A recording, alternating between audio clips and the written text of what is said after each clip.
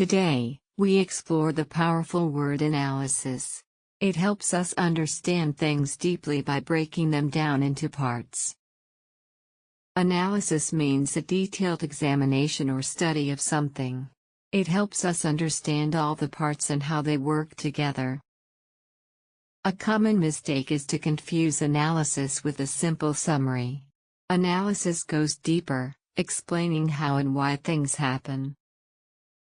We often say do an analysis, carry out an analysis, or analysis of data. People also use in-depth analysis to show thorough study. She did an analysis of the market trends. The teacher asked for a detailed analysis of the poem. This analysis helped us find the problem in the plan.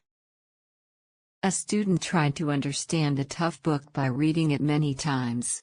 Then, she wrote an analysis, breaking down each idea. This helped her really understand the book. Think of analysis as a magnifying glass. It helps you look closely at something to see all its details clearly. Remember, analysis is about looking deeply. Try saying it and think about what you can analyze today.